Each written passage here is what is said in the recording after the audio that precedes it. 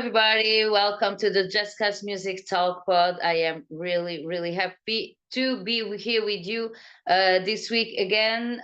Before we start the interview with the guest of this week, I have to do a little announcement.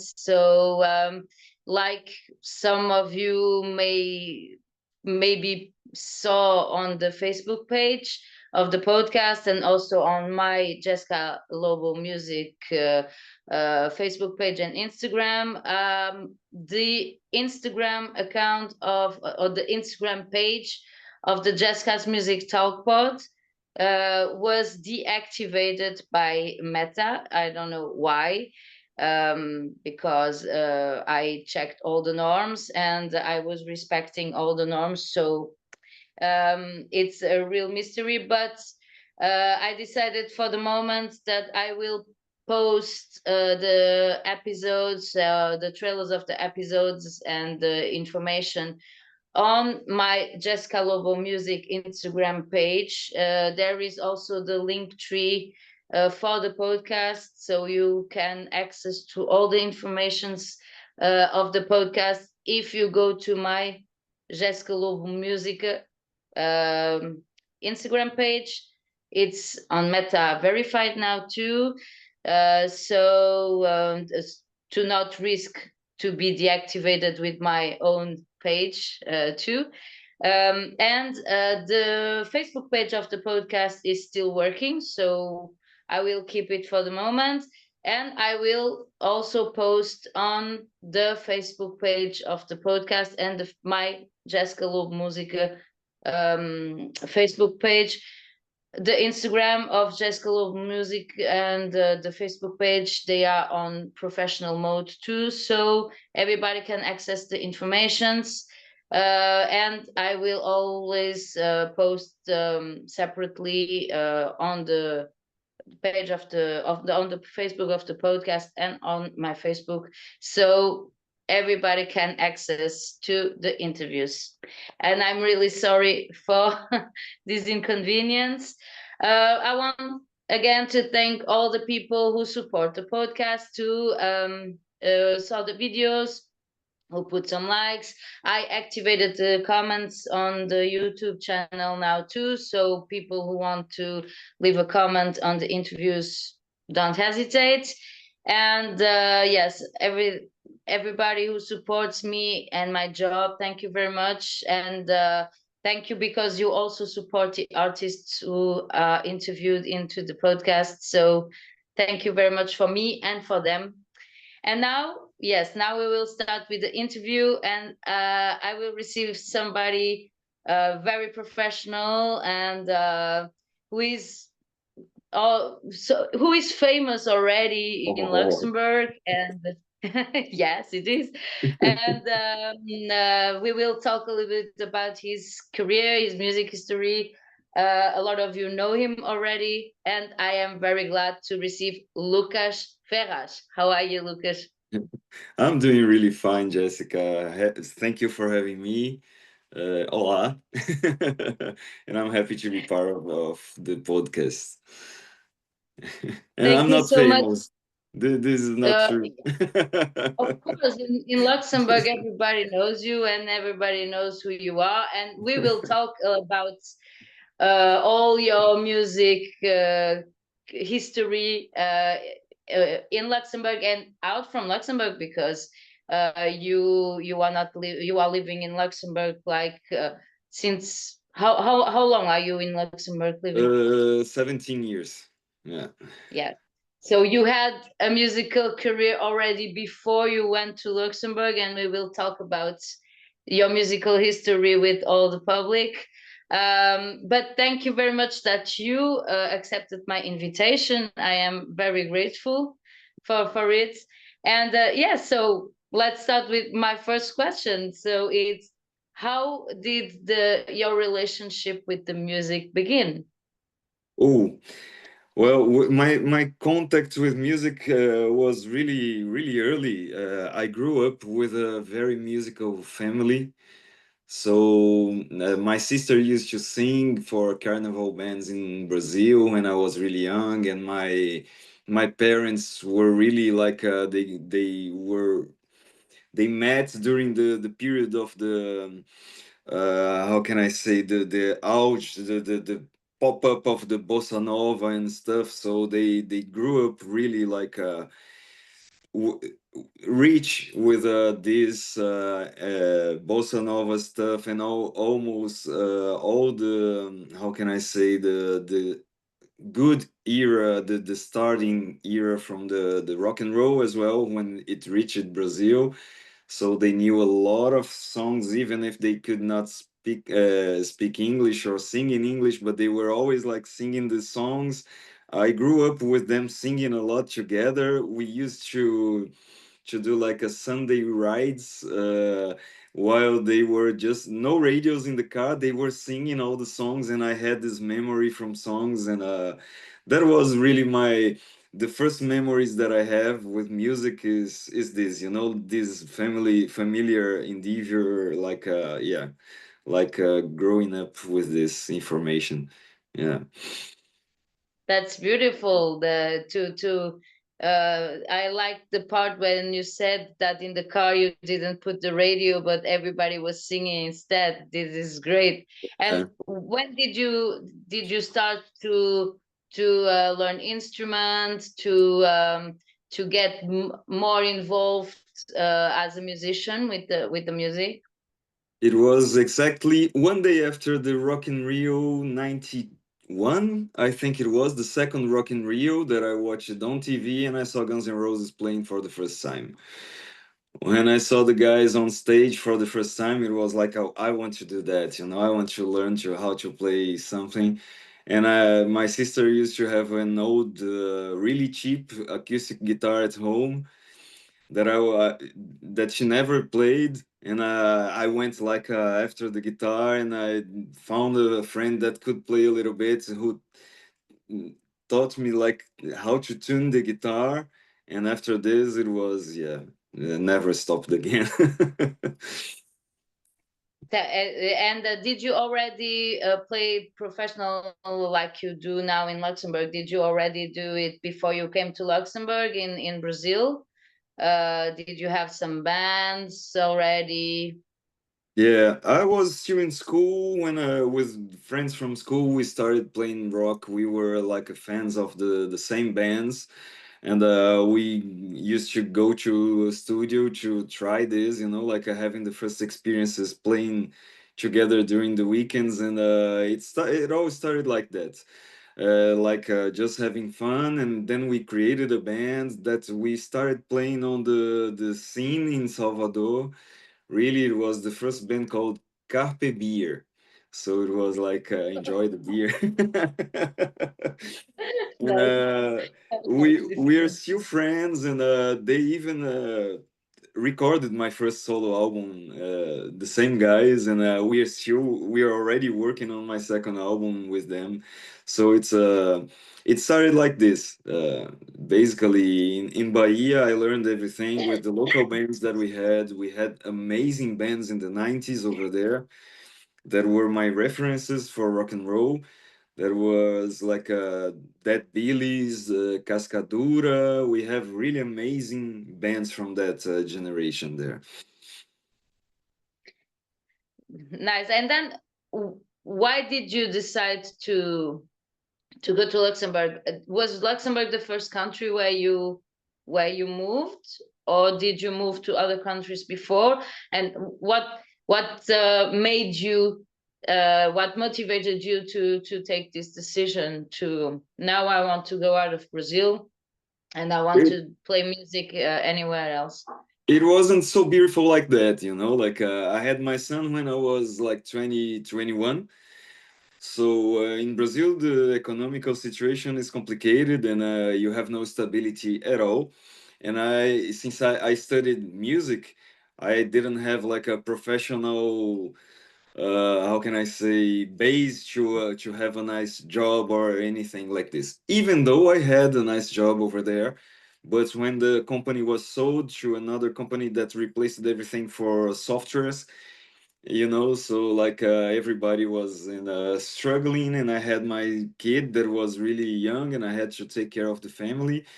And I already had my sister living here, and my parents were here because my sister, when she got pregnant, my parents came to help her out with all the period and stuff, and they stayed.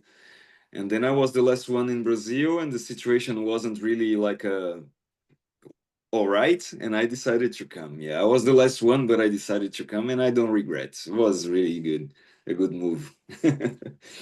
So you came straight to Luxembourg. You Yeah, didn't go to any like Fred, for example, he went to Portugal first and then he went to Luxembourg. So you went to Luxembourg straight yeah. and Since my granddad was Portuguese and I have the double nationality, I didn't have the to struggle too much to have the rights to stay in the country. I just had to start working, and that's what I did. And then music came, like I started working like a normal work, and then music came back to my life here. But yeah, it was always in my heart, but really practically it came a little bit after. Yeah. so you came to Luxembourg, you started to work, and then how did the music adventure start here with who here in Luxembourg? it was So it, we it was really an adventure.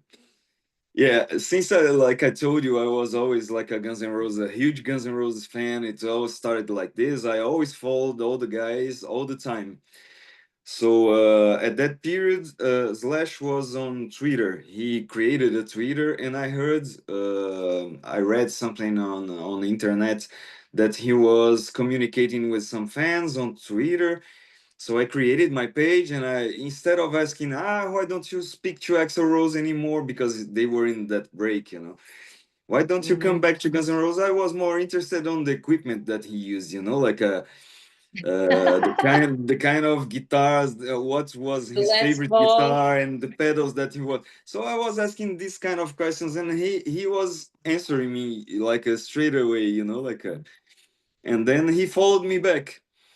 And for me, it was already a dream to have this contact. And he followed me back, and when he was at that period recording his first solo album, and then when they booked the first tour, he told me that he would play in Luxembourg. So he said like, finally we're gonna meet. I'm gonna play in Luxembourg, and I want you to be there so we can meet. But I never told him that I had a band. He knew that I liked Mhm. guitars, but I never told him and I didn't have a band, so I never told him actually. It was already So Porn Queen at that time? no, I didn't have a band No? at all. I used to go to see Ah, Fred play some gigs, and I used to jam with okay. Fred. I wasn't doing music at all here. I had a guitar, I had Okay, some songs okay. that I was starting to write, but I wasn't really playing anywhere. So when Okay. he told me that we would meet, like the demons in my head were like, okay, why don't you try? Like why not? But I didn't ask Slash. I didn't want to disturb him with this, like, not to look like I'm taking advantage because he's speaking Mhm. to me to achieve something. So he told me that he would play at Rocco, and I went to the Rocco website. I didn't know anyone. It was like more or less 1 year after I arrived in Luxembourg. So I saw the big name over there, the director. Okay, I'm gonna write this guy. This guy is the guy that I'm gonna write. So I wrote the guy. The concert wasn't announced yet. I asked him like, listen, I know that he's gonna play here. I have some informations that yeah, from him directly, and I would like to, if possible, to have a chance to open the show. And I thought that he would never answer me, but the director answered me, Olivier. I love him, a good friend today. He Olivia always, Tutt, yeah. yeah, he always supports me in everything that I do, and all the crew from Rock Hall, they are Yeah. spectacular. Like, yeah. So he answered me like a half an hour later. I loved your song because I sent one song that I used to sing in Portuguese too. I loved your song, and from the band from Brazil. And for me, it's okay. I'm gonna write his management, and if they're Agency. in, I have nothing against it.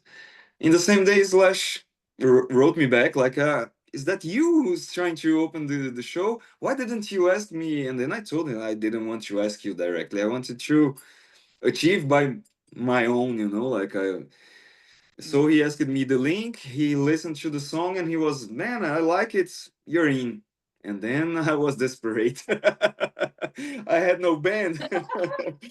So I called Fred, and I went to see Fred. Fred was playing the same day, and I just showed him the messages, like, "Man, we have a problem. We have like 2 months to play with Slash at Rocco." And, "Are you crazy, man?" Yeah, "Are you crazy? How we're gonna do this? I don't care. We're gonna do this." So that's how Porn Queen was, yeah, born. Yeah. Okay, I still have the T-shirt.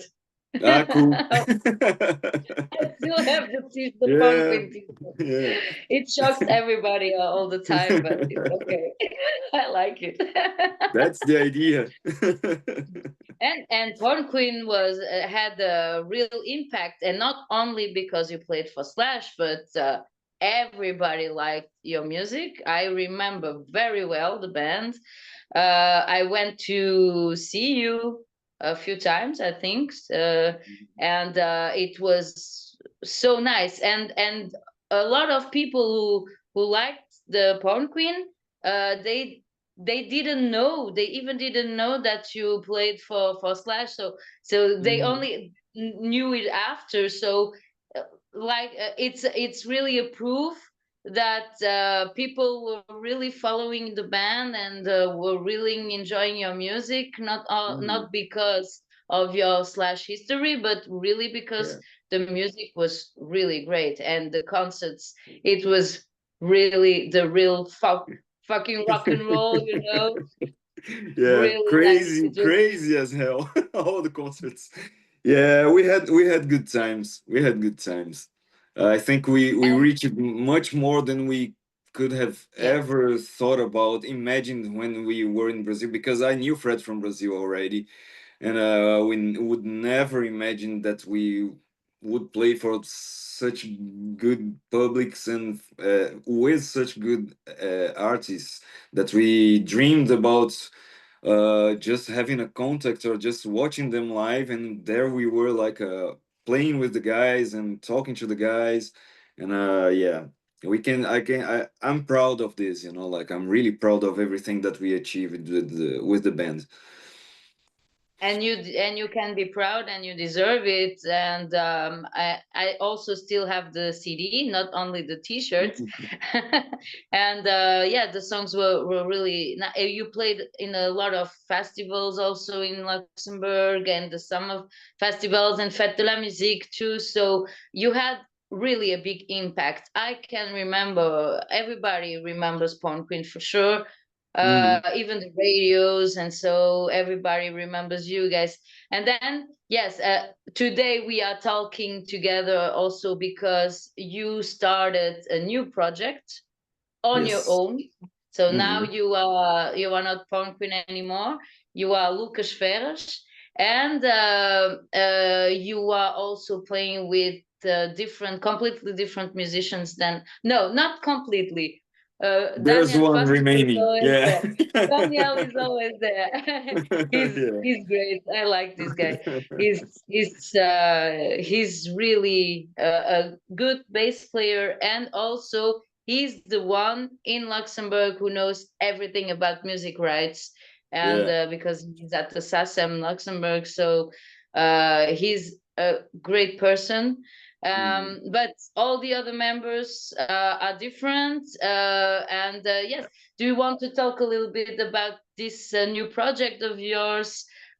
Is it also about the music style? Is it also very different from what you did with Porn Queen? What are the differences between you now in solo and Porn Queen?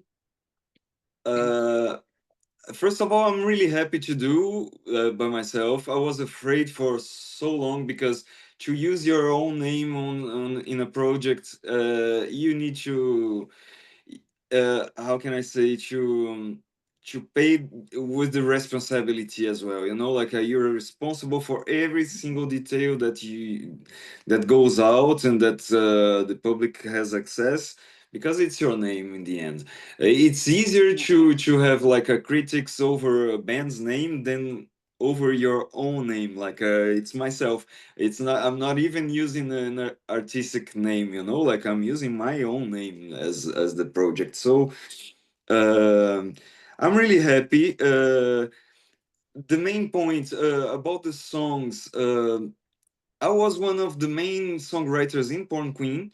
So in one way or another, some things still are really similar, but at the same time, I can explore some kind of influences that I have and some kind of my own way to express myself without having interferences from anyone else. So the first album was really you listen to the album and you see myself and the period that I lived over there. So good moments and really sad moments and depressive moments that I was facing on that year that I wrote the album. And that's me. That's my name. That's myself. You listen to the way that I think, the way that I express myself. And on the second album is basically the same, you know, apart from the depressive stage. Now I'm really much better than the situation that I was in 2022. But yeah, I'm really happy, and the guys that I was so lucky to put up a band with such amazing musicians. Really, like because I didn't know who would like accept to play with me, you know, like okay, I'm out of the music scene for a while because Porn Queen wasn't really active, and I came back and I said, okay, who? So I had Dan, because Dan is my guaranteed musician since the beginning. And then I was like, okay, let me call these guys. I was checking on the guys that I really appreciate, and as musicians and as person, you know, like as human beings, and they all accepted. So I put up an amazing team that we have such a good energy between us.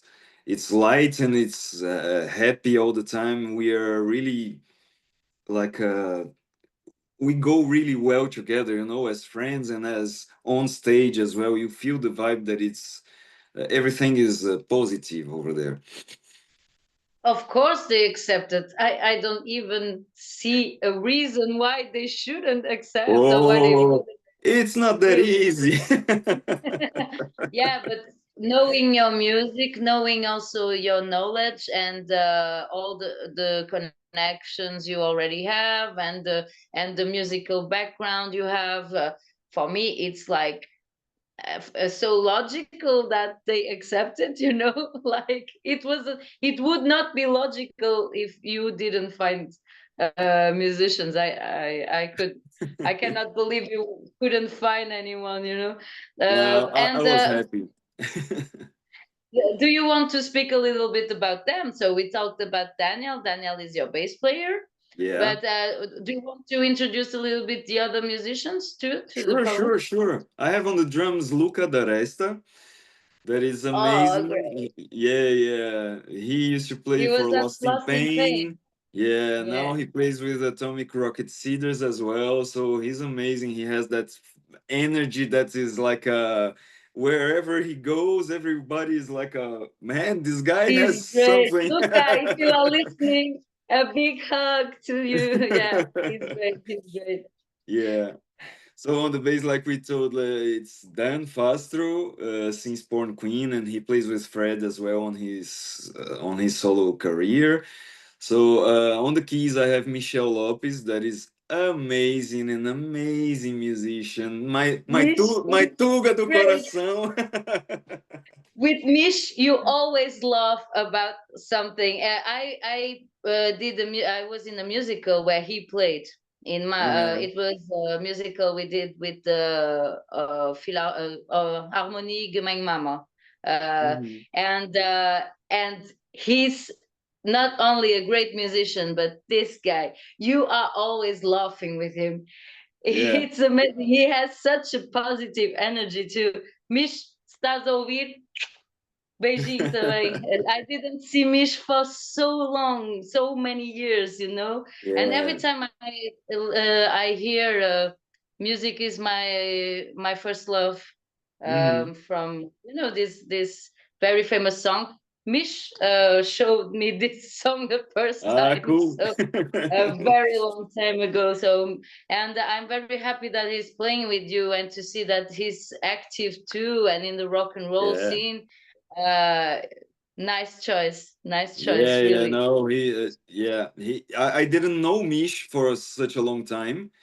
It's crazy because we met in a jazz festival that I went to see, and Dan introduced us, and he was like, "Yeah, I love your band, you know." And I saw, "Who are you, man? I really am sorry because I don't know you."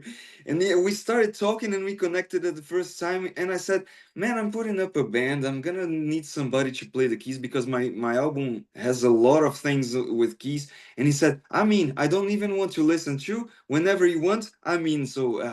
And when I saw the guy playing for the first time, I was like, "Oh my God, what's this? Like, Mish he's is he's a monster. amazing.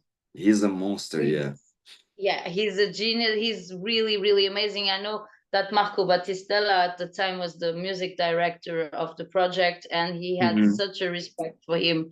And so, really, believe me, somebody who played already with this guy, it's an honor, really. Mish, Yeah, really, that's if how I you are feel. listening, really, guy, I That's how respect I you so feel much. exactly.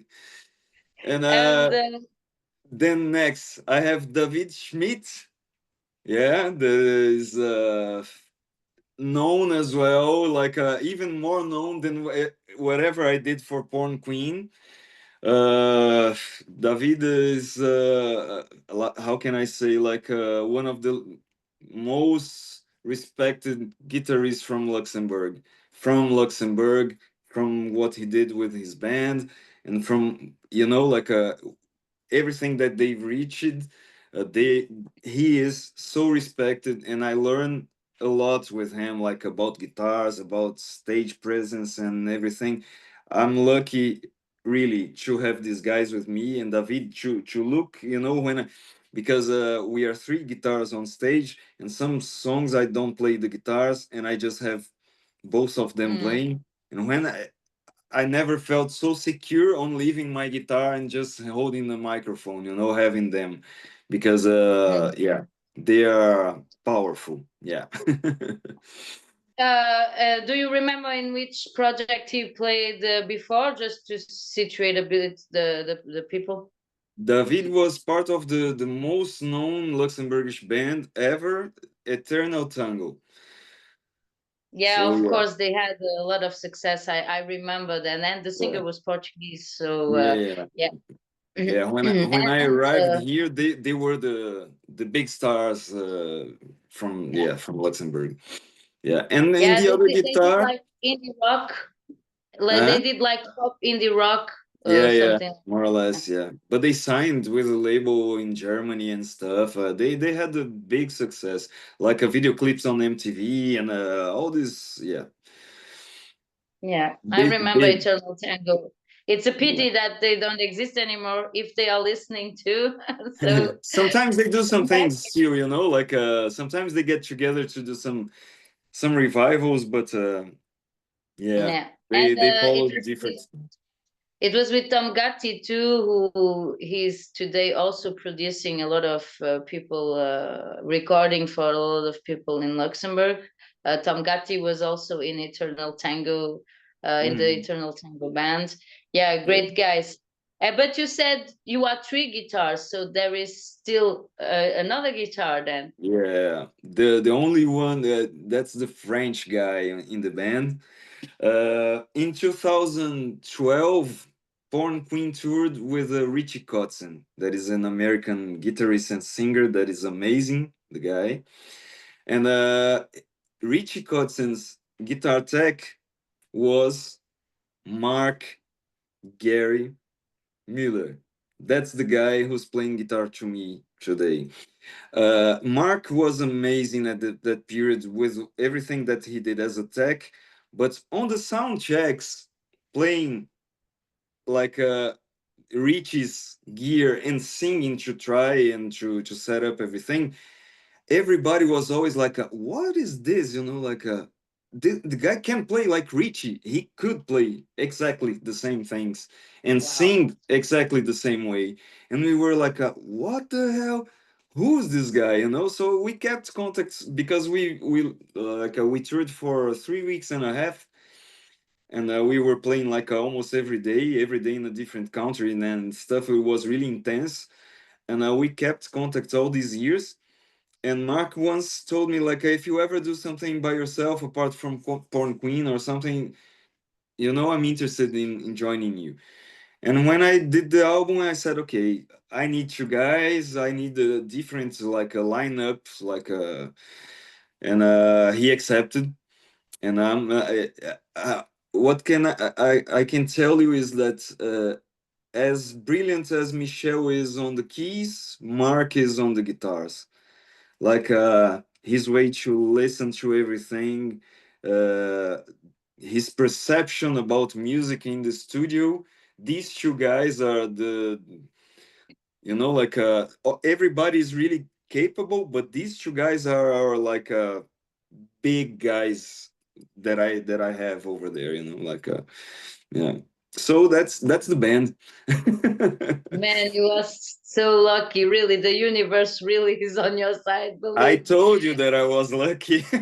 I told you. you are very, very lucky. These guys are amazing. I don't know the French guy personally. I never met Mhm, him, but I mhm. saw him play on your videos, and I saw him also play with Joanna Red. And Yes. man, this guy is amazing, and I like Yeah. his rastas too. Yeah, So yeah. He he produced has, Joanna's album. Yeah. yeah, He of course, plays and and he he has produced really everything. this presence also, on stage. You all have this presence on stage, I think, and that's what makes your project very impacting, because when Mhm, we see the videos, I know you released now also some songs, and you also did the Rock Lab live sessions. mhm, So for everybody, don't forget, everybody who is listening to this interview, I will put all the links for Lucas, YouTube, social media, Spotify, every information you want to know about Lucas. I will put everything here in the description of the video, and I will also put the link for the Rock Lab sessions, because live session, because I found it very, very nice. And we already can have this idea how you sound, and how it looks like, and what you do, and it's the first thing that came to me when I saw. First of all, when I compared to Porn Queen, I feel that there are some little influences that you didn't have before. I feel that in some, not every song, but some songs, you feel also something more blues rock in it. I would say that the grunge is much more present than the blues rock, but it is, yeah. Okay. I Okay. don't label the project at all, so Mm-hmm. you can hear some songs that they are really like Beatles stuff, really like that kind of Mm-hmm. raw rock and roll, and you go Mm-hmm. into grunge stuff, and we go into acoustic ballads. I don't want to be Mm-hmm. like restricted to a label, like more or less Porn Queen was for so much time, because then I'm free to do whatever I want. If I want to record with a jazz band, I want to record with a jazz band. I don't want to be like yeah, Yeah. limited to anything, like that's why as well I feel much more free to do whatever I want using my name, because yeah, I don't have to follow a genre of music. thanks God. Yeah, you're completely right about that. And it's also the advantage to have the project in your own name. You are the boss of the project, and you decide if you want to do this like this, you do it like this. And it's a freedom, you know. And but I felt very, very much power, good Mhm, presence, professional presence. mhm, We can see on the live session, we can really see that every one of you knows how to be on stage, already did that before. You know what you are doing, also about the image, the outfits. You think about all the details, and it gives a very professional aspect to what you are doing. For example, if I wouldn't tell people that you are in Luxembourg, people could imagine that your project could also be like American, or you know, mhm, or because it really, we see that everybody that is playing there, you all have musical background, you all have a professional background on stage, and we feel it. And also the confidence, you are all mhm, very confident doing it. mhm. And yeah, so I really like your new stuff. The lyrics are very nice too. Yeah, so let's talk about the lyrics. uh, Yeah. let's talk about the lyrics. Is there something special you want to communicate to the people, or you speak about different things in general? What are the things that inspire you to write your songs in general? Well, during Porn Queen, I was never talking about personal stuff. I was like a creating stories or things that I saw in life, but never exposing myself so much. But since I'm exposing my name and exposing myself, uh, I write about feelings. I write about how can I say delusions. About I write about reality, about manipulation from the media, like a social stuff as well. So everything that comes to my mind, and I think it's really important to express myself in a like a clear way. So I put on the first album like this. I lost my mom in 2022. It was the year that I started writing the album. I started writing a little bit before. Some songs were already written, and but I would do just an EP at first. But after that, when she passed, like 4 months later, my relationship from 9 years old, broke up as well. So I went really down. It was my worst year of my life because I couldn't. I was completely lost, and music saved me. My friends from Brazil and music and my creativity there. I focused in this in such a way. I was from work to home, and music was exhausting, but I'm really proud of the way that it became in the album and all the songs, and yeah. So it's really the first album is really personal. Like I told you, it's a portrait of myself there. So you Mm. can feel my pain, and you can feel my anger, you can feel my delusions, you can feel my love. Everything is over there in all the songs.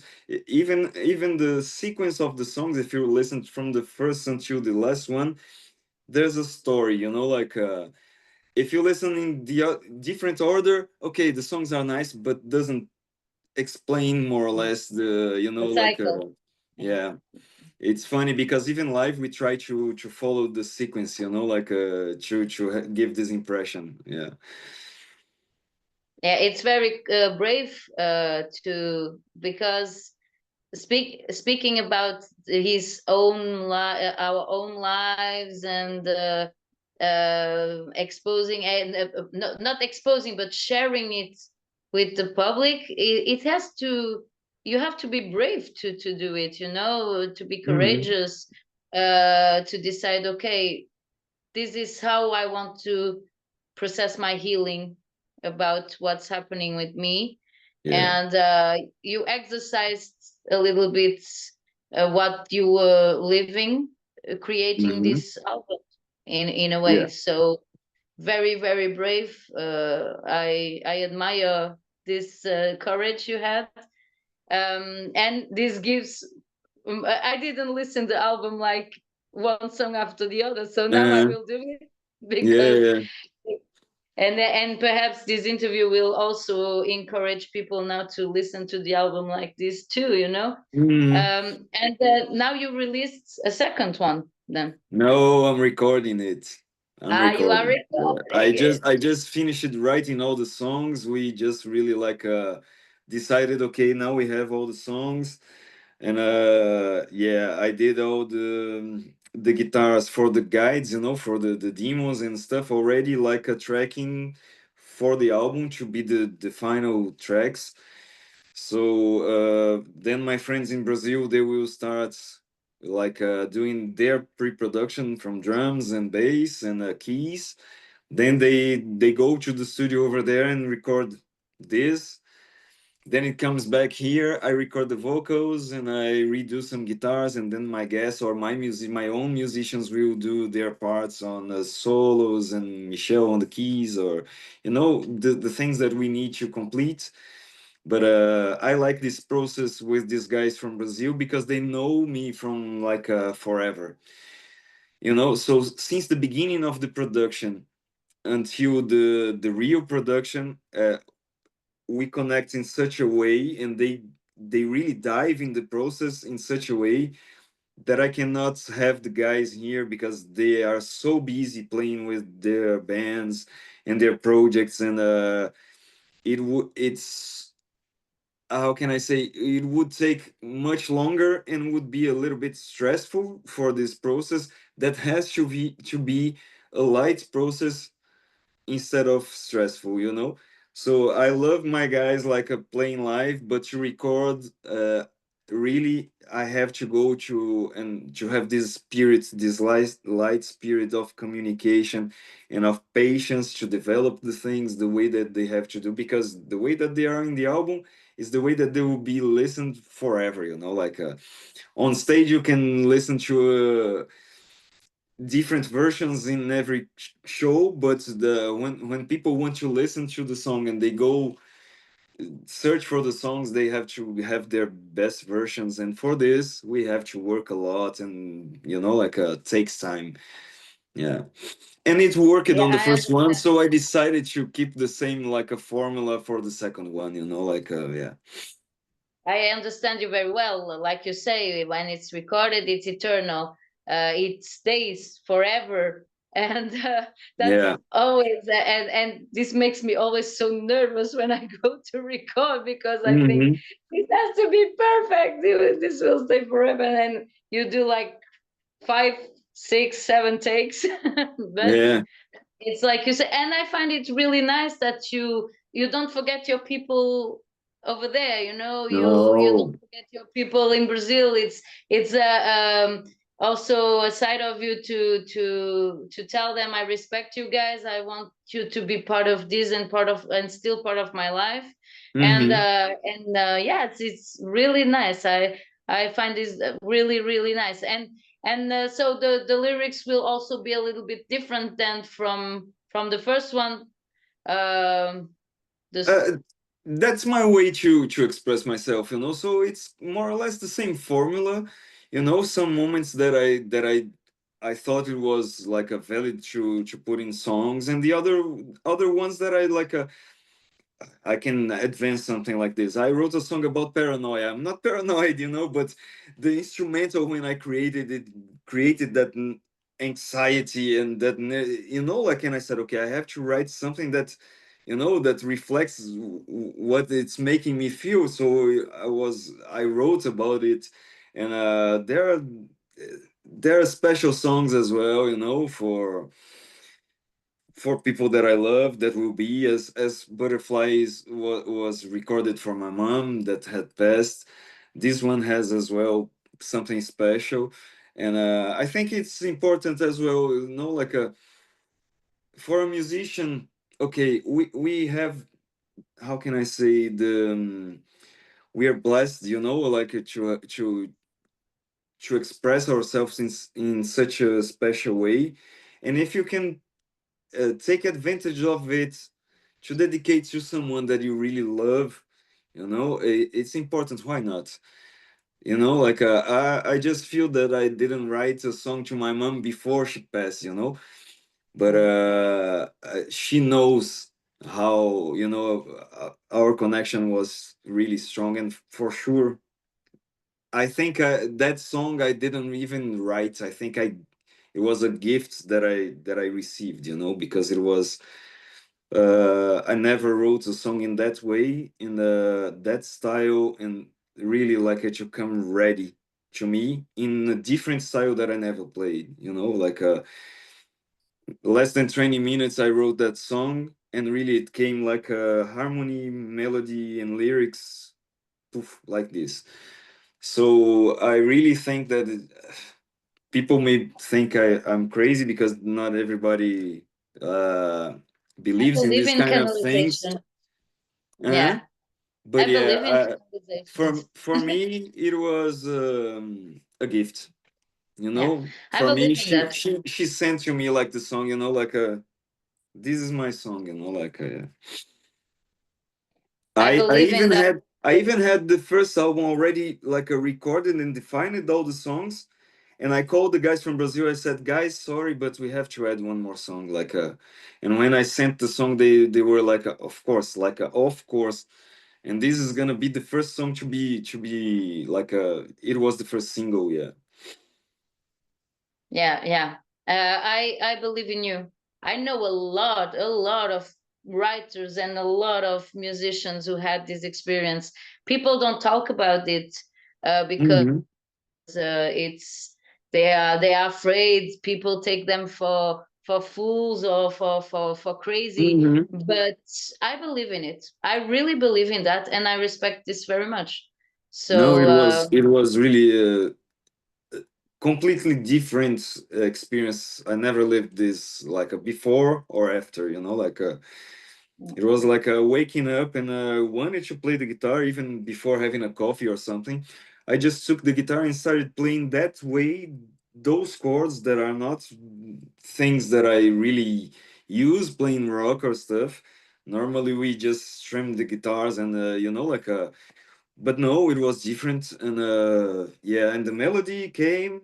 I had someone close to me that she was like what's this? And I said, I don't know. I will do And she was it. quiet, and I really don't know, it's just happening. And I just started to sing the melody, and I said, okay, it's too much for me. I was really like emotional. I said, I need a shower. I come back in 5 minutes. I went to the shower, and during the shower, all the lyrics, the way that they are in the song came to my mind, like all the lyrics, like a boom. And I said, okay, I wrote, and that's the song, yeah. This is amazing. You just knew you had to do. You I had to put had it out. I had to And do. yeah. And Yeah. when this happens, I always say that when things like this happen, it's because there is a message you have to give to the people outside, Yeah, for sure. exactly. And we have to respect things like Mm-hmm. that. If you feel, if you have this strong feeling, okay, this really, I really have to write this. This really has to come out. We Mm-hmm. really have to do it. Did you feel something in the public's reaction when you play Sure, this song? sure. Even the producer, when he got the song, he because I sent some vocal messages, voice messages from my mom. I selected and I sent to him, and I said, okay, I would like to have her voice in my album, and it's my first one. She would be proud because she was so proud of the name, you know, the family name, you know. She loves Ferraz, you know, and she said, okay. And he said, okay, I'm gonna keep it here because I said I cannot visit these messages often because it's, you know, gets me too emotional, and I have no conditions for that. So I sent to him, and when he sent me the song back with her voice in the end, so it was like okay, that's it, like everything is there. Even during the when we went to shoot the video clip, because the song is called Butterfly and stuff. When I we went inside the forest, I mean myself and Sam Fleming, that is the director of my videos and stuff, and we went over there. We were close to a river, and it was windy, like the like typical Luxembourgish day. And we went like he said, let's try this angle here, sing once the song, and I'm gonna shoot already. When it was close to when she starts speaking, that the wind stopped completely, like even all the nature was silent, and he was really emotional over there, and myself over here, like both of us, we were like and I said, "Did you see it?" And he said, "Yeah, of course." And I think it's approved. We can do everything now, like and yeah, crazy, but crazy. Yeah. You can ask him I, like I I still don't understand how people cannot believe in that. It's yeah, so obvious sometimes. I don't question even things like yeah, that. I have such huge respect for things like that, hmm, and it exists. If people believe it or not, it exists. It's real, yeah, and the butterfly is a symbol also for transformation, for growing. So yeah, it's what is happening with you, with your career, with the musicians you found, hmm. and yeah. So I will listen to this song very carefully now. Do it, do it. We have two versions, like the album version, and then we release the a piano version. It's just myself and Michelle, Oh, and great. yeah. So you have two versions that you can find over there. But So that's it. thank you so much to share this history.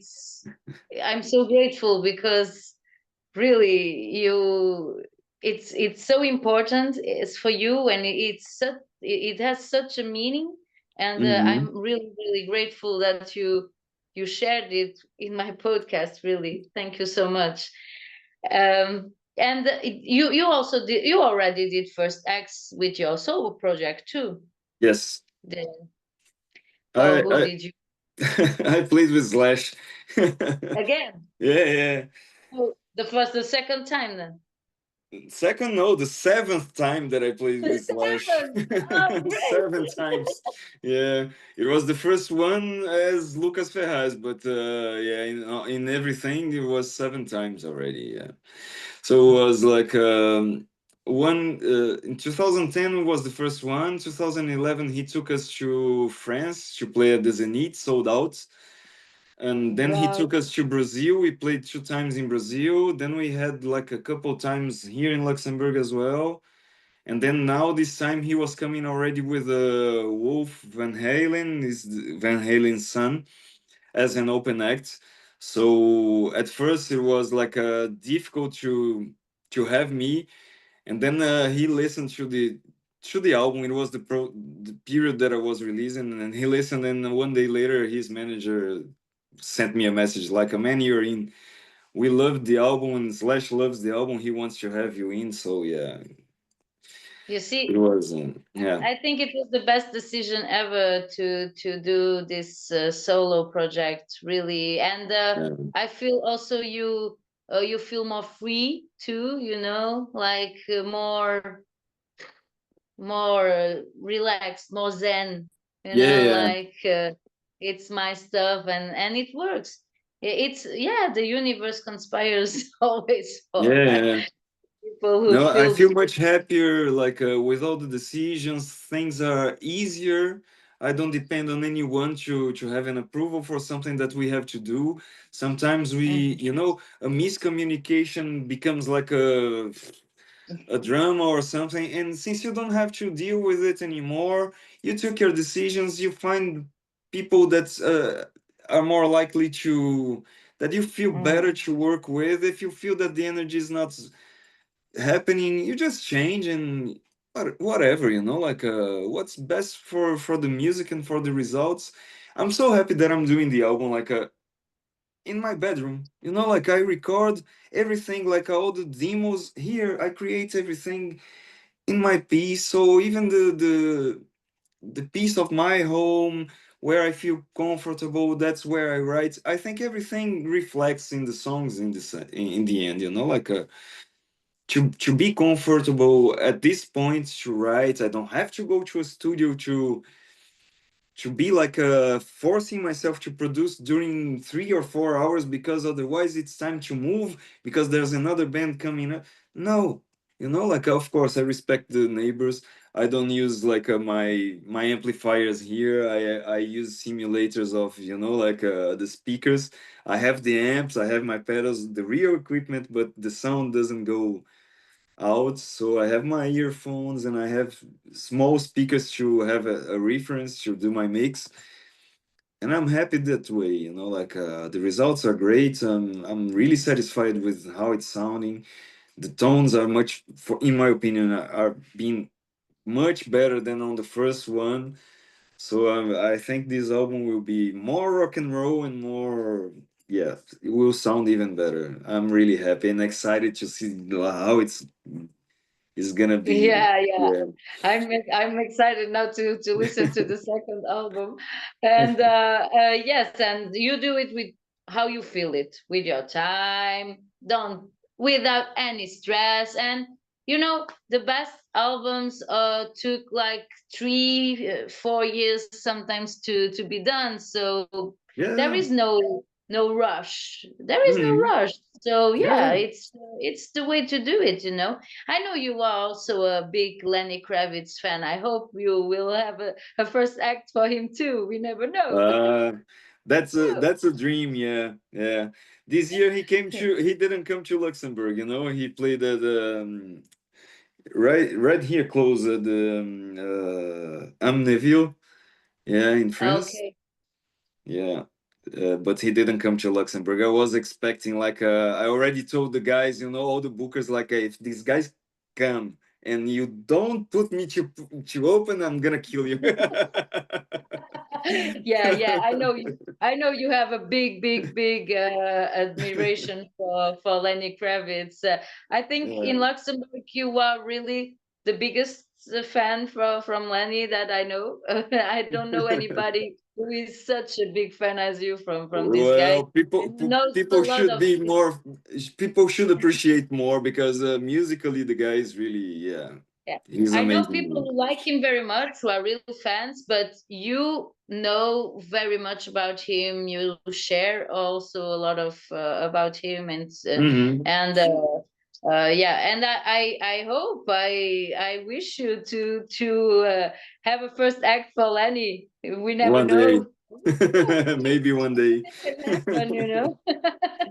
Everything can happen. And what about Brazilian music? What do you like in the Brazilian music culture? Who is your Raul Seixas? I don't know. I don't know. I like Raul Because Seixas a everybody tells lot. me he's the I rocker. like many artists, but my Brazilian god is Javan. He's my, Okay, yeah. nice. For me, he's the, yeah.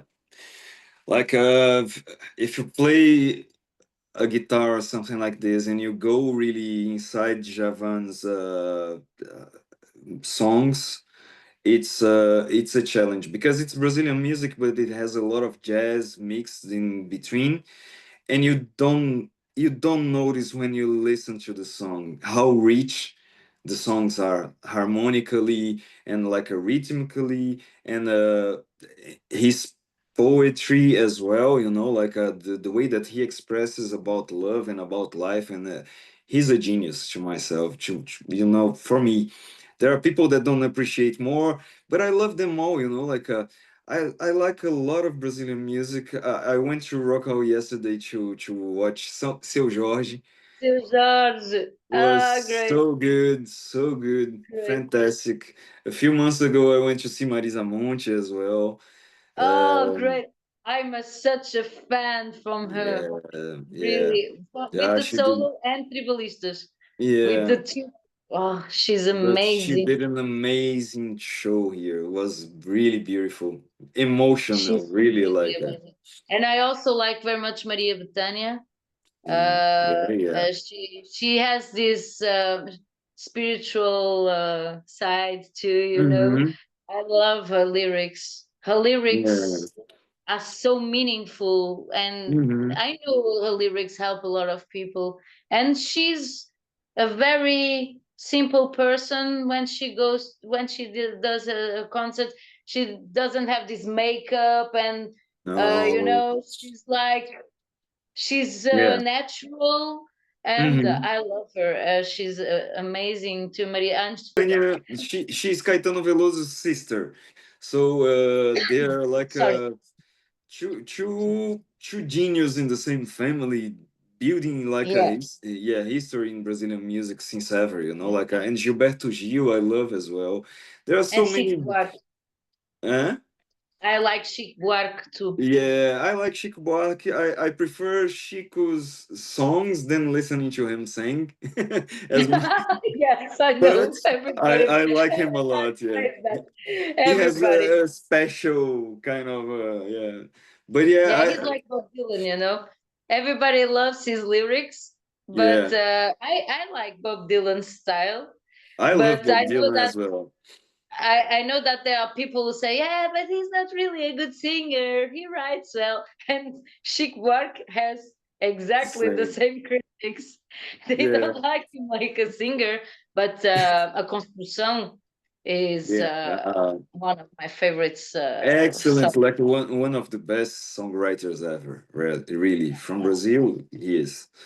And I like João Bosco. I like so many people, so many people like Elis Regina. Of course, Raul comes from Salvador as well. You know, like Raul used to live really close to my dad when my dad was younger. You know, like so my dad tells a story that I think it's true because I asked it so many times and he said, yeah, it really happened. That when I was really still a baby, my dad met Raul and Raul, he called Raul Raulzito. And he was like, hey, Raulzito. And Raul came like, oh, Paulinho, so that's your son. Oh, cool, oh, big boy, you know. And he touched my head. And my dad says, I should have never allowed him to touch you. That's why you're so like into rock and rock and rock. Yeah, everybody says me, Raul Seixas is the rocker, the real rocker from Yeah, Brazil, you know. yeah. So he He blessed was me. the rebel, you know, like yeah. He was your you know, batismo My for the rock godfather, and yeah. roll. Your godfather for the rock and roll. He blessed you when he touched you. Yeah, yeah. But It was I know a oh lot your of son people. Paulinho and yeah, oh my god, yeah. It's done. There are so many Portuguese people here who are real fan of Raul Seixas, you know, and Uh-huh. Mamonas Assassinas too. Ah yeah. Um, they were here giving a concert not long ago too. But yeah, The but new Seu the new Jorge, I'm sure. Mamonas the new Mamonas Assassinas. Ah, Because yeah, it's yeah, not. yeah. Yeah, of Because course, the of former course. guys, yeah, there was that tragedy that everybody like suffered a lot. Yeah, they used to bring like a happiness to us, you know, like on TV everywhere that they were, they had that energy, and then tragically Yeah, like that. Yeah, but yeah, yeah, for sure. And I'm sure that the concert of Seu Jorge was great, was amazing. yeah. If I was there, I would to the concert for sure. I'm sure it was really nice, and that you guys all it was sold out. I saw Was on sold the out. rock bell. Yeah, yeah, and it was like how can I say energy since the first until the last song. Like a really what a band that he had with him, and the energy on stage was amazing. Yeah, was the first time that I saw him live. of course, I saw on videos and stuff, but to be on a show in a amazing How old is experience. he already? Is like 50, 50, or in the 54 or 50s. 57, something like this. I He's checked it in the yesterday. 50s. Yeah, yeah. Yeah. Yes, so great. Thank you so much, Lucas. And Oh, Jessica. uh, when are the next gigs? Do you have something planned already? Are you going to play? Now I'm focused on the production of the album, and there are Mm-hmm. some shows but they are not confirmed yet for the summer. So Mm-hmm. normally I'm not playing before this because then I take time to produce the album like without having to stress on going to Okay. practices and stuff. Uh, because myself, I'm like this as well. When I start being productive, I don't rest. So like. That's why I called the first album "Demons in My Head," because of the things that I was living, and as well because of this creative process that, yeah, I cannot sleep, I cannot rest, I have the ideas burning all the time. So now that I defined the songs, I have to Mhm. rush, otherwise I go Yeah. crazy. Yeah. So you have to put it out. You have to put it on paper and on the recording. So Yeah, to have the basic, the bottom of the songs, and then to work the songs. yeah, Great. and So still think about the design and think about how I want to yeah, everything. I have to start contacting the everybody that works with me. photos, Yeah, the photos, the cover, yeah, all yeah. this stuff. Yeah, people who are not the public does not have an idea at all the No, work that it is. They think we only write and play music and sing.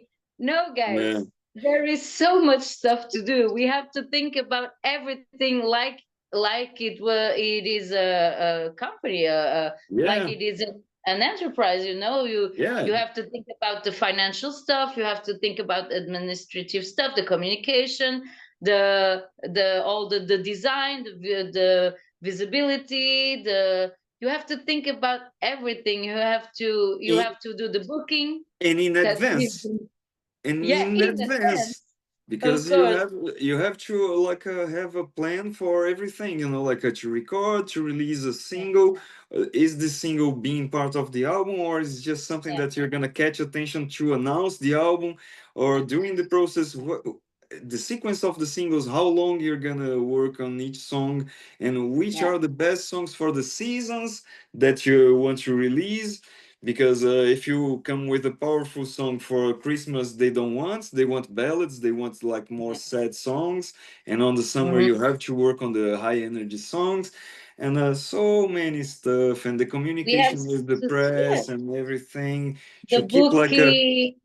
everything, everything, all the Everything. details. So people, rock and roll is not only play, sing, and drinking beer. No, No, no. it's really responsibility. We have so much responsibility as another musician, as the classical ones or the jazz ones, or it has in the background of the artistical part, the musical part, Hmm.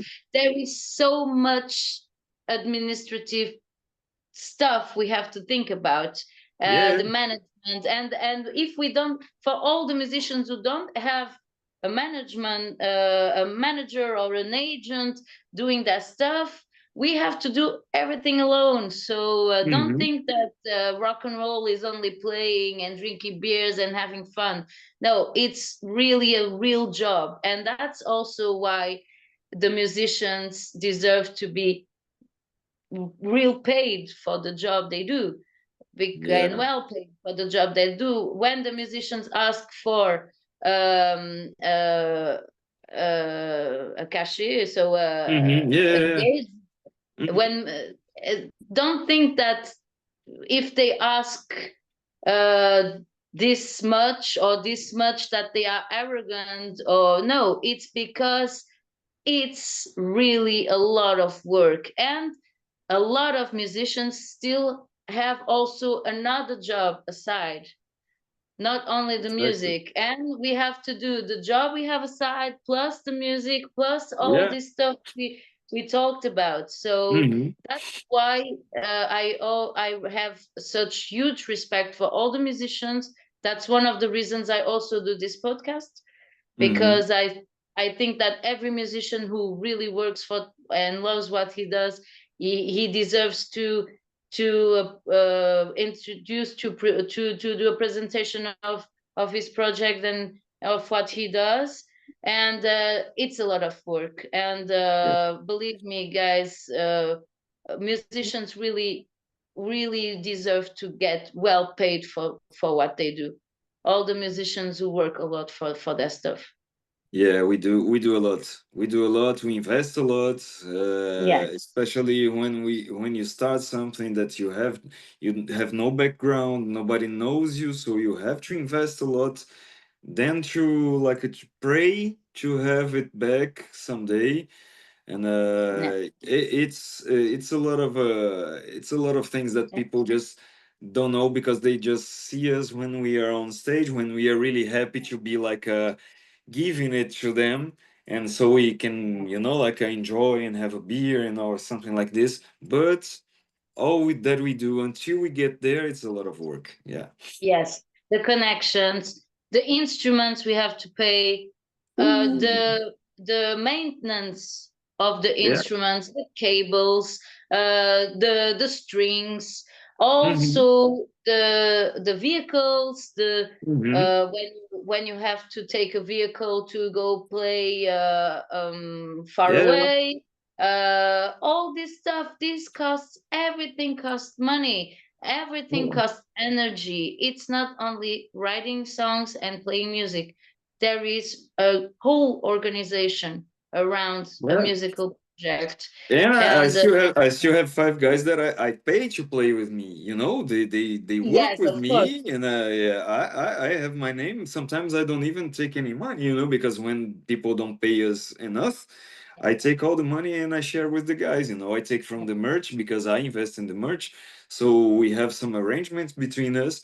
But it's not easy to make it possible all the times. I sometimes I have to refuse small gigs like that. I have nothing guaranteed because I cannot take one of the guys that they have a gig paid somewhere else to come and risk not having enough public or something like this, or because I cannot risk like that. I cannot afford that as well by Course. myself. Yeah, because So without the musicians, we cannot continue with the project. So we always put them. I also do this like that. We always put the musicians first yeah, before us. So I hope that everybody does it like that. yeah, I hope I that do like this, because I definitely. have to count on the guys. Because if I Yeah, don't do of like course. this, the day that I really need, they will turn their backs, and I'm the Yeah, one that I need them. Of course, there are of- musicians everywhere, but I like this group. You know, yeah, I'm free to play with whoever I want. I know this. But I like to play with them. We're being like a family for some time already, and every time that I want to have the good band and playing good gigs, I want to have these guys by my side. Like I can replace for one day or another, but yeah, the group that I want with me are these guys. Yeah. yeah. The ground. Yeah, of course. Exactly. And well, if people want to book you, what is the best way to send you an email, to contact you via the social medias? They can email me or they can Connectis. That is my booking agency here in Okay, Luxembourg. Yeah. So there's great. a link on my Instagram. There's the link on the bio. They find I their will put it contacts. also. Yeah. I will Okay. put the link of Connect is also here in the description. Yes, for Thank all the you. people who didn't listen before, I will put the description about everything about Lucas. Everything will be here. I will also put the link for the Rock Lab live session. That is really, really great. And yes, so Did I forget to ask you something, or do you want to add something you want to add that is important? I think you have all the informations. Even titles from the upcoming album you already have. You're the first one to have this. But yeah. No, I want to thank you for the opportunity of talking about everything that yeah, that we talked about, and to spread with people over there. I would love to play in Portugal once. That's a big dream of mine. Yeah, so Me too. I want to see you play here too. Believe me. people, guys, if you're listening to it, please send a message. I Yeah, want to go yeah, and play yeah. there. You know, I try sometimes to show here stuff from you guys from Luxembourg Hmm. for all of you. You know, also Kid, for example. I know a few people here who organize blues festivals and so Hmm. and yeah, and Fred. I and Fred already played here at blues festivals with Archie, and Yeah. he knows. So I try. I'm trying to do my best, but yeah, Hmm. you know, it's financially very complicated. It's a complicated situation in the world, but here yeah, we are living like a very tough Hmm. moment of but I really try Yeah. to show your stuff, I. and that's also one of the things that I hope also with the podcast is to I hope this will also have an impact, because I have also people from Portugal listening to the interviews, also with the people from Luxembourg, and Hmm. I'm always hoping that if somebody from here listens to the interviews of you guys, that he will think, okay, I want these guys to play, or I can Hmm. advise give the advice to contact them to somebody who needs somebody to come Yeah. and play, and we have so great festivals here, you know. So Hmm. yeah, I hope to see you all playing here, because you are all very very good, and I go to Luxembourg more often now. Ah, uh, cool. yeah, I miss my friends, and also to see my family.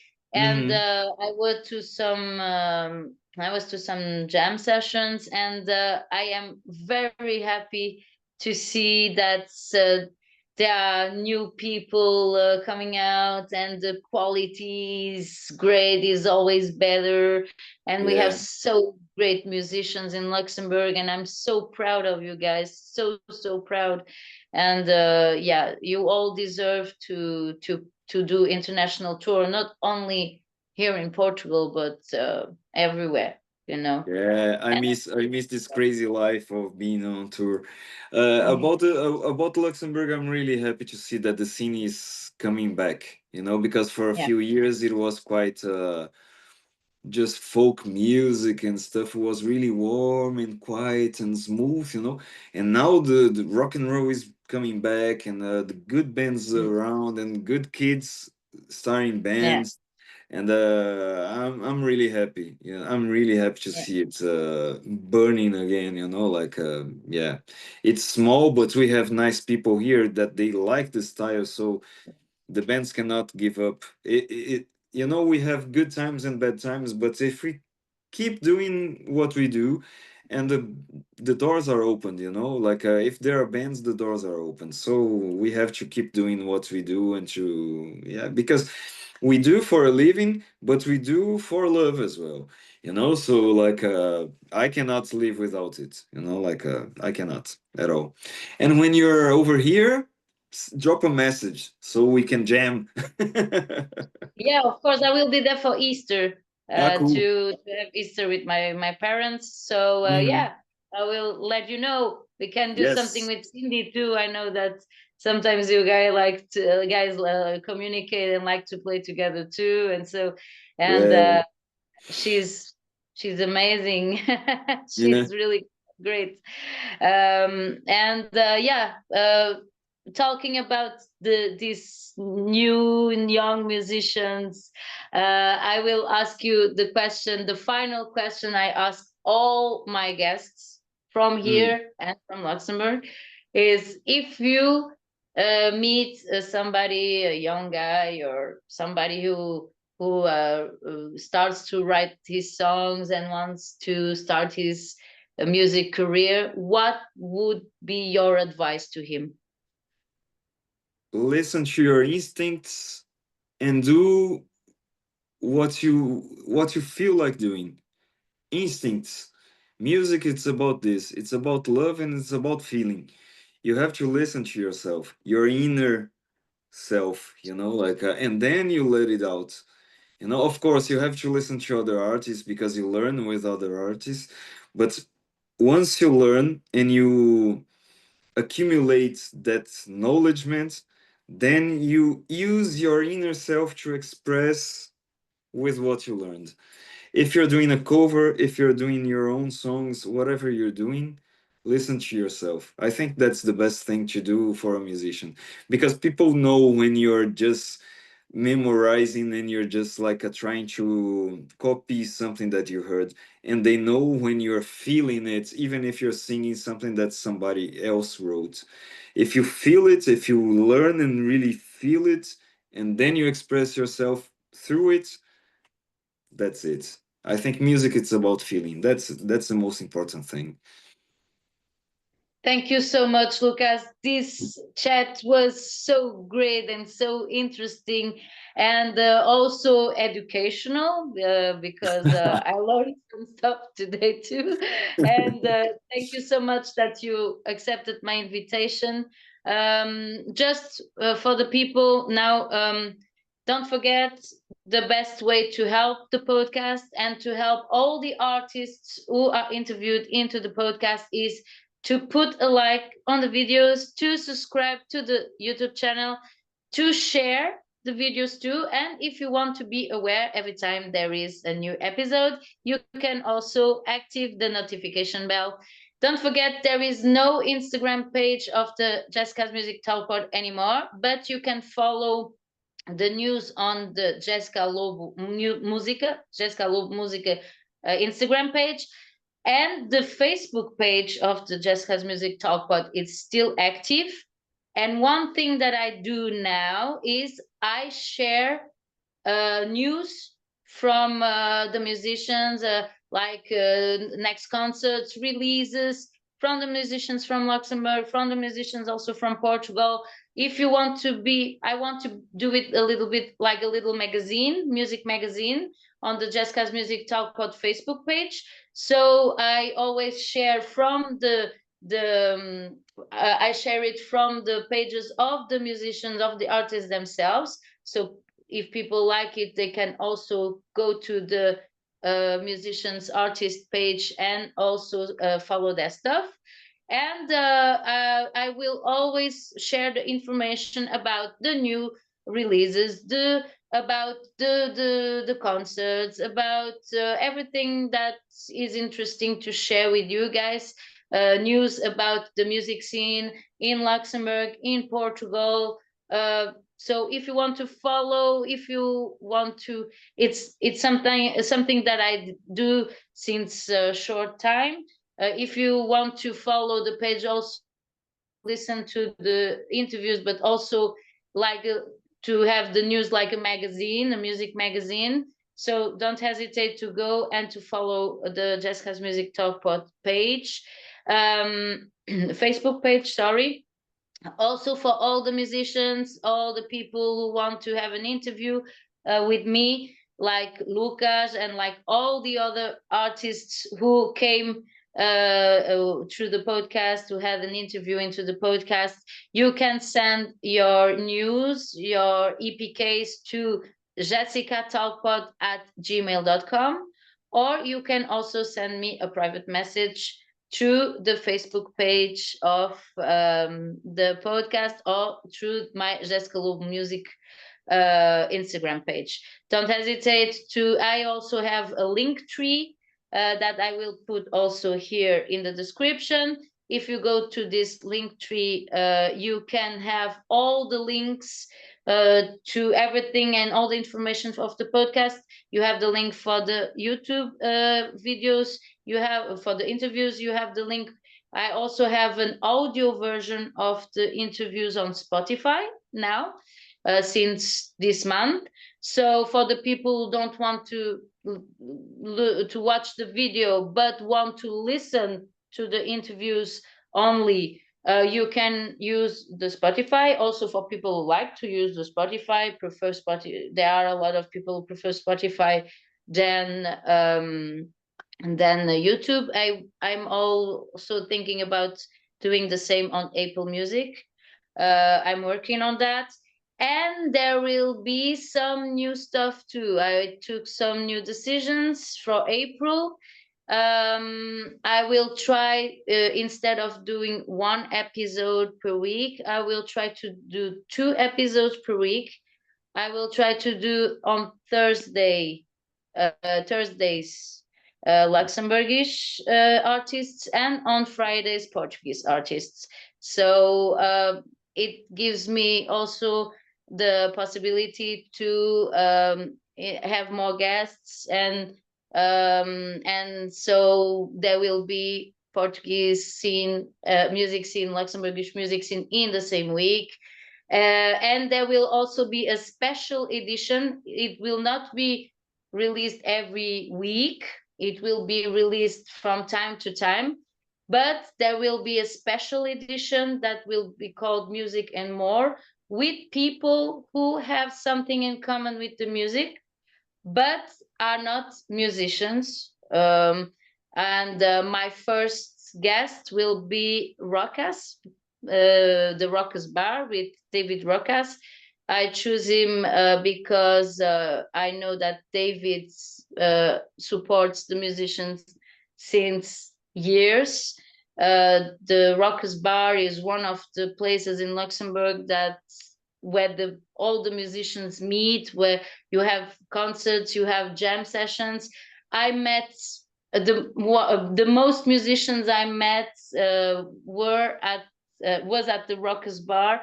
This bar has so much impact for the music scene in Luxembourg, and I wanted David to be one of my first guests for this special edition. And this special edition will always be released on a Sunday. So some news will come out here now in April. I will share all this news with you guys. Don't forget, the Facebook page will be like a little magazine too. And yes, and all the musicians who are listening, yeah, send me your stuff, send me your news, because I follow you guys. But if there is something that I don't see and you want to divulge to the public, send or tag me on your events, tag me on the things you share, and I share it on the Jessica's Music Talk Pod Facebook page, so that it has the most impact possible outside, and that the most of the people can follow your stuff and also follow what you do and follow your work and your art. And yes, so I hope that all what I do helps you guys, helps the musician, and that also the public finds it interesting. And yes, this was for the news. And thank you so much, Lucas, again. I wish you all the best, all the success. Really, you really deserve it. And yes, and we will keep to follow your stuff too. And I hope to see you guys play live, not on videos, but really like in person. I hope to see you play very soon. And thank you so much for the opportunity once again. It was really cool, and I think it's really, really important what you do. You guys help a lot. A lot of people that are trying and they don't know how to move and they don't know how to spread their work. It's really important to have this opportunity, this channel to talk about not only about the music that they do, but about their beliefs and how they feel. It's really important. And I know, because I know you, I know that you do this for love and that you like you love music and you'll do whatever, because you love to be in contact with people, to learn and to talk about music. You feel good doing this, and it's really beautiful to see that. Thank you so much. Thank you. Yes, and I also find it important that the people don't know only the music, but also the artist. You know what Yeah, the yeah. artist is, what who he is, and that's why I like to do is, and also, like I always say in my podcast, is freedom of speech. Mm-hmm. It's freedom of speech. There is no censorship, so everybody can express themselves freely, Mm-hmm. and I'm really glad to do it like that, really. Yeah, that's cool. That's cool. Thank you, Thank you. Lucas. Thank you, and I Uh, hope to see you soon. We see us here. yes, I hope to see you soon. So next week I will have a Portuguese guitarist. He's amazing. He's one of the best guitarists here in the north of Portugal. He played with guys like Ustaxi, famous band, a ska punk rock band from the 80s. He played with Pedro Brunhosa, I think too. No, yes, I think he played also with Pedro Brunhosa. He's the guitarist of Bezegol, who is a reggae hip hopper, very famous here in Portugal. And he also sings and plays some gigs alone. He's also working. He has a duo with Shina Zlat. That was my first guest of the podcast, Shina Zlat, and they have a duo, and they are really amazing together. And he's also a blues lover, even if he plays grunge. He plays also with Nuno Norte. Nuno Norte, that you know very well from the grunge scene. And I hope I will have Nuno also one day here at the podcast. So his name is Ricardo Cavalera. I know a lot of you guys know him already. I am so happy to have him at the podcast. He's also a very good friend. He helped me so much when I arrived here in Portugal. He and Sheena. So I am very happy to receive him. So don't forget to follow. It will be in Portuguese, but you can activate the subtitles in English if you don't understand Portuguese. And believe me, guys, this guy is a genius. He's really a great guitarist. He does great blues solos, and he also the grunge. He's really nice. He's a very good professional, and also a very happy guy. So you will laugh a lot with him too. So see you next week, and I wish you all the best. Bye.